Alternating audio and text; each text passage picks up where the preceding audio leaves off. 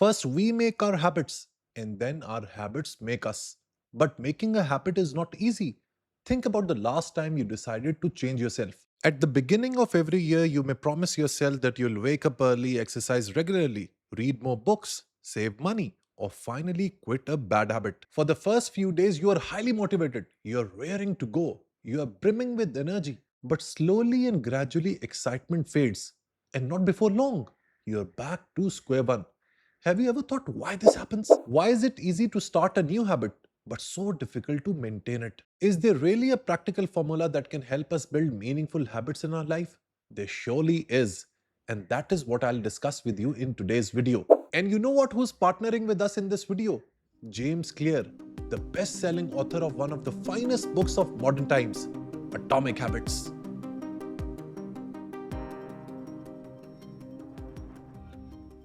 So guys, the central idea of this book, Atomic Habits, is actually hidden in its title. In the context of this book, the word atomic refers to something extremely small, tiny unit that is part of a much larger system. But what does something so small have to do with transforming our life and our habits? That is the point you need to understand. The first major lesson of this book is that tiny changes lead to remarkable results. When small actions are repeated consistently, they gradually change the direction of our lives. Just as money grows through compound interest, the effects of our habits multiply over time. A single workout may not transform your body. Reading a few pages may not make you more knowledgeable instantly. Saving a small amount of money will not make you wealthy. However, when these actions are repeated daily for months and years, their combined effect can shape your health, knowledge, career, relationships, finances, and even your identity. The same principle applies for negative habits. One unhealthy meal will not make you unhealthy immediately. Wasting one evening may not destroy your career, and missing one commitment may not ruin your relationship. But over the course of time, when this compounds, it has a deleterious impact on your health, personal life, and your overall well being. To imagine the power of small changes, imagine a plane takes off from Los Angeles and is supposed to land in New York. The pilot checks the controls, confirms the route, and prepares everything correctly. However, shortly after takeoff, the direction of the plane shifts by only a few degrees. The change is so small that neither the pilot nor the passengers notice it at first. But when the journey completes, the plane, instead of landing in New York, ends up landing in Washington, D.C. The purpose of this example is to show that we often tend to underestimate long-term impact of small changes. We keep waiting for a dramatic event, a perfect opportunity, or a sudden burst of motivation that will transform our lives overnight. But that moment never arrives. Remember, book buddies, life is a combination of these small moments. The more we invest in these small changes, the better quality of life we have. And that brings us to the first lesson of this book. If you genuinely want to improve your life, begin by improving your small daily habits. There is an interesting mathematical illustration behind this idea. If you improve by just 1% every day for 1 year, the effect compounds, making you approximately 37 times better by the end of the year. On the other hand, if you become 1% worse every day, the effect also compounds, eventually bringing you dangerously close to zero. That's the power of working on yourself and improving every day.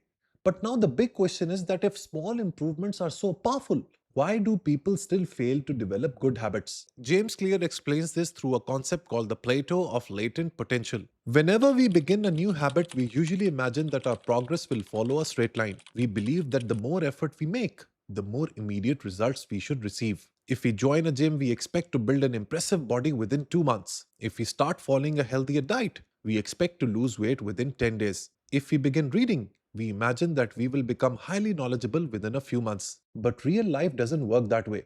In most of the cases, the results of our efforts are delayed. We continue to make efforts, we continue to strain, we continue to strive.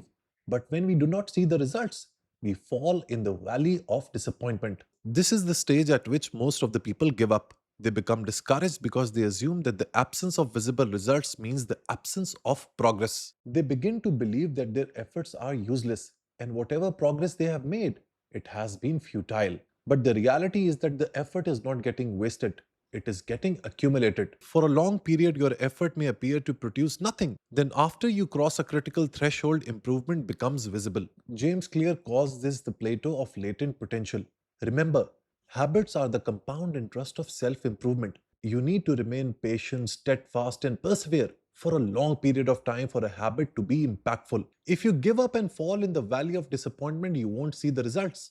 But if you persevere enough, you will see the fruits of your efforts. Now, the next obvious question is that how are habits actually formed? In the late 19th century, American psychologist Edward Thorndike attempted to answer this question through a series of experiments. He placed cats inside specially designed puzzle boxes and observed how long it took them to escape. When a cat was first placed inside the box, it moved around randomly. It scratched at the walls, pushed against different surfaces, and searched for a way out. A lever or similar mechanism inside the box could open the door, but the cat did not initially understand how it worked. Eventually, through trial and error, it activated the mechanism, escaped from the box, and reached the food waiting outside. Thorndike repeated the experiment with the same cats. With each attempt, their random and ineffective movements decreased, and they activated the correct mechanism more quickly. After several trials, some cats could escape within only a few seconds. They had learned to associate a particular action with a satisfying outcome. From these experiments, Thorndike developed what came to be known as the law of effect. According to this principle, behaviors followed by satisfying consequences are more likely to be repeated,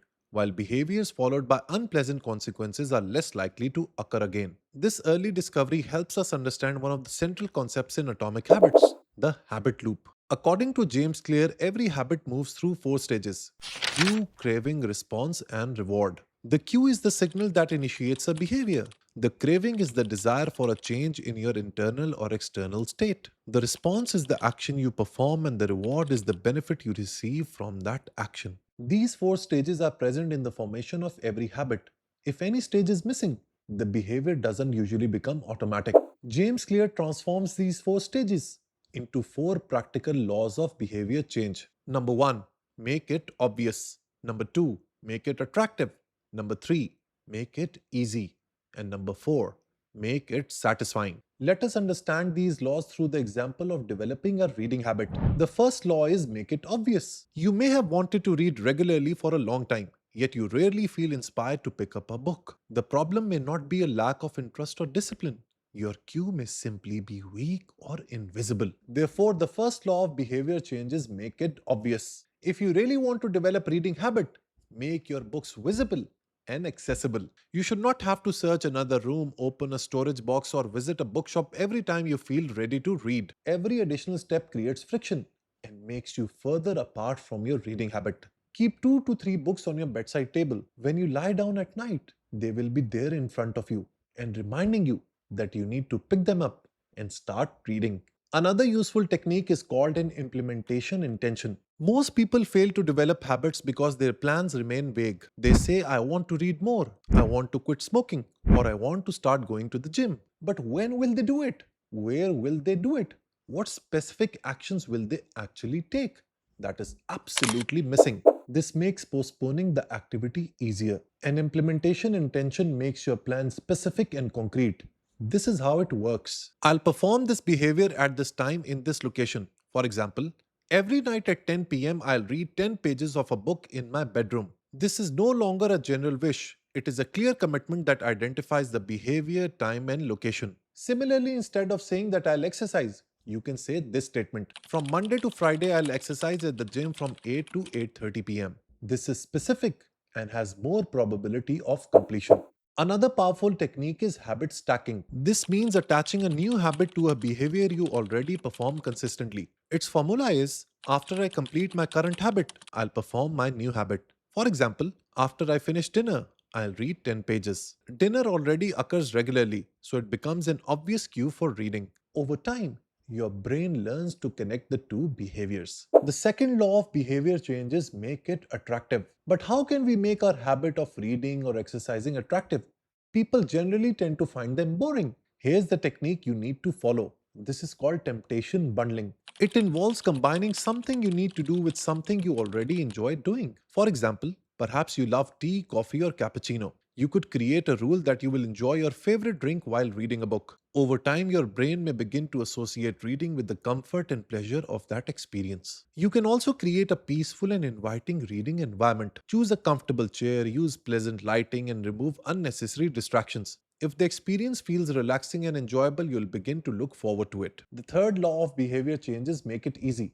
This is part of human psychology that we tend to like those actions which require little effort. Therefore, if you want to develop a habit, reduce the friction between yourself and the desired behavior. The fewer obstacles involved, the easier it becomes to repeat the action. This does not at all means that you start to pursue easy goals. This means that you make the process of beginning as simple as possible. If you want to exercise in the morning, prepare your workout clothes and shoes before going to sleep. If you want to read before bed, place a book on your pillow. If you want to eat healthier, prepare it in advance and keep it visible. Design your environment in a way that the right action becomes the easily available action. The fourth law of behavior changes make it satisfying. Our brains naturally prioritize immediate rewards over distant benefits. The long-term reward of exercise may be better health, but that result can take months to become visible. The immediate experience, however, may involve effort, discomfort, and tiredness. This delay between action and reward is one reason good habits can be difficult to maintain. To overcome this problem, give yourself an immediate sense of progress as soon as the activity is completed. The reward does not need to be expensive or dramatic. It can be as simple as placing a check mark on a calendar, recording the habit in a journal, or watching your daily streak grow. Each day that you mark your calendar is an evidence that you are making progress, and this is exactly what you want. Another powerful idea in this book, Atomic Habits, is habit tracking. This is an idea that I have personally used in my life. Habit tracking means creating a simple system through which you can monitor whether you're actually following the habits you want to develop. It replaces assumptions with evidence. You can use a spreadsheet, a mobile application, a calendar, or simply a notebook. I have always used notebooks, but recently I purchased this device called Remarkable. It's a paper tablet and it has absolutely transformed my life. Everything that I need to achieve, whatever my plans are, whatever habits I am trying to inculcate in my personality, I make it a part of Remarkable. This habit of habit tracking has now become an indispensable part of my personality because I have seen its results. They are magnificent. In this book, Atomic Habits, James Clear has proposed a counterintuitive, outrageous, and a rather interesting idea. An idea I totally agree with. Throughout our life, we have been told to make goals and objectives. We are told to choose a destination and work hard until we reach it. Goals are certainly useful because they provide direction. The problem begins when we focus entirely on the destination without developing a system through which we actually have to reach the destination. James Clear argues that goals can determine where you want to go, but systems determine whether you will make progress or not. A goal is the result you want to achieve. A system is the collection of habits and processes you repeatedly follow. But why are systems more important than goals? Let me explain it to you. Winners and losers often have the same goals. Every athlete competing in the Olympics wants to win. Every participant dreams of standing in number one position, yet only one person wins a particular event. Since both winners and losers may share the same goal, the goal itself cannot be the only factor that separates them. The real difference lies in their preparation, training systems, discipline, recovery, coaching, and daily practice. Therefore, if you are an athlete, do not only focus on becoming number one, develop systems that help you reach that number one position. Another reason why systems are important is that when you achieve a goal, it's just a temporary change. Suppose your goal is to clean a disorganized room. You may spend an entire day arranging everything, and by the evening, the room looks perfect. But if you continue following the same untidy habits, the room will soon become disorganized again. You change the result, but you did not change the system, which initially caused the problem. Therefore, the problem will come back again to haunt you. The reason why a system creates a lasting change is because it directly hits the behavior, which leads to the change. Another reason why a system is more important than goals is because a goal can restrict your happiness. Goal setting can also create an either or relationship with happiness. When your happiness depends entirely on achieving a particular result, you remain dissatisfied during the months or years before reaching it. You repeatedly tell yourself, I'll be happy when I lose weight.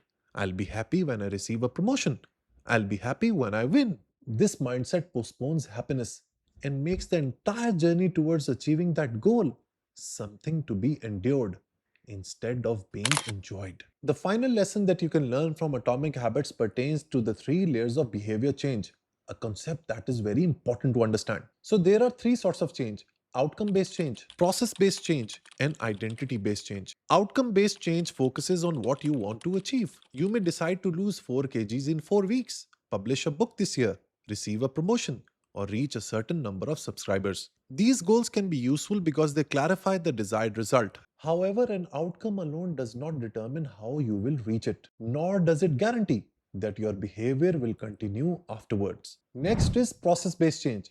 It focuses on what you repeatedly do. It includes your routines, methods, and daily habits. If your desired outcome is to become healthier, your process may involve exercising 4 times a week, sleeping on time, and preparing healthier meals. If you want to write a book, your process may be to write 500 words every morning. The outcome provides the destination, while the process provides the path. However, the identity based change is the most powerful and profound because it focuses on what you really want to be. At this level, you're not merely changing a result or following a routine.